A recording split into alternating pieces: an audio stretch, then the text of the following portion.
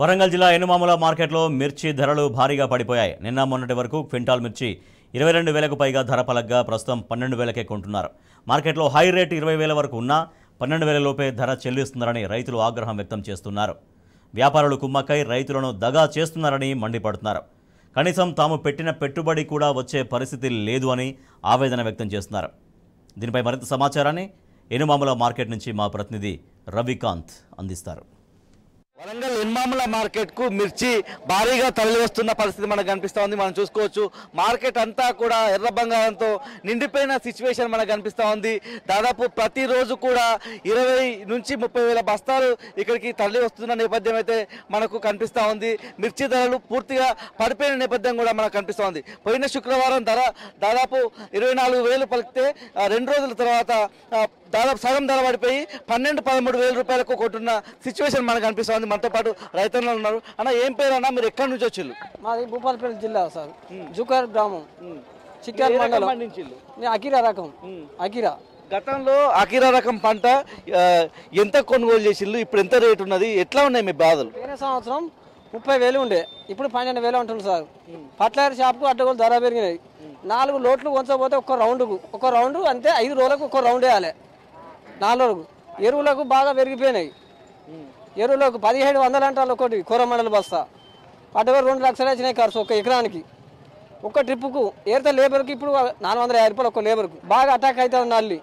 అది 4 రోజులు ఒకసారి 5 రోజులు ఒకసారి స్ప్రే చేయాలి. స్ప్రే చేస్తేనే ఆ నల్లి ఆగుతుంది. మరి నల్లి కంట్రోల్ కావాలంటే సార్ అడ్డగోలు పెట్టుబడి అవుతుంది. మీ పేరు ఏం పేరు అంటే మీరు ఏ రకం పంట పండించిన ఎట్లా నష్టం జరుగుతుంది? నా పేరు చాడా సమ్మిరెడ్డి, చల్లగరియ గ్రామము. గత సంవత్సరంతో పోలిస్తే ఈసారి సగానికి సగం ధరలు పడిపోయినాయి. హై రేటు మాత్రం 20,000 అట్లా చేస్తున్నారు. కానీ 15,000 లోపే 10,000, 12,000, 11,000 ఈలోగానే కొంటున్నారు వీళ్ళు. మొత్తం దగా అయిపోయింది. రైతు దగా మొత్తం చేసి పడేస్తున్నారు వీళ్ళు. మొత్తం నష్టాలు. ఈరోజు రైతు బతికే పరిస్థితి లేదు. ఒక ఎకరానికి 2 లక్షల రూపాయల పెట్టుబడి అవుతున్నది. ఎరువులు పురుగు మందులకే 1,00,000 రూపాయలు అవుతున్నాయి. ఈ మార్కెట్ దళారీ వ్యవస్థ కారణంగా ఈ రైతులు చాలా అన్యాయానికి గురవుతున్నారు. దీన్ని మేము తీవ్రంగా ఖండిస్తా ఉన్నాం. మొగలపల్లి మండలం భూపాలపల్లి. నేను 2 సంవత్సరాల మిర్చి పెట్టాక ఈడ పెట్టిన 1 ఎకరం పెడితే 1,00,000 రూపాయలు ఖర్చు వచ్చింది. ఏం లేదు. ఇవాళ తెచ్చిన 11,000 వేసిండు. అవి 2-3 లక్షల దాకా అయినాయి. ఎరువులు అన్ని మందులకు పిన్నెలకి మందు కొడితే ఇలా కొట్టు 6 రోజులు కొట్టవాలని చెప్పాను. వాళ్ళు మందు చేపలు మొత్తుకున్నారు. కొట్టిన 3 లక్షల రూపాయలు పెట్టుబడి అయింది. పేరిన కూళ్ళు మందులకు 3 లక్షలు అయినాయి. తెచ్చినాయి 11 బస్తాలు. ఇలా పెట్టిన ధర 11,000 పెట్టిండు. మొన్నదాకా 20,000 ఉండే, 15,000 ఉండే, 18,000 ఉండే చెప్పన్నారు.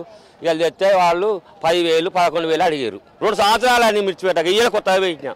ఈ సంవత్సరం 60 పుచ్చు నల్లి వచ్చిన చెప్పడం ఊకున్నా 12,000 ఇవాళ పెట్టుకున్నా. కొత్తగా తెచ్చిన అప్పుడు పిన్నెలు వచ్చింది మొత్తం పోయింది. అవి వెళ్ళిదే 11 బత్తలు అయింది.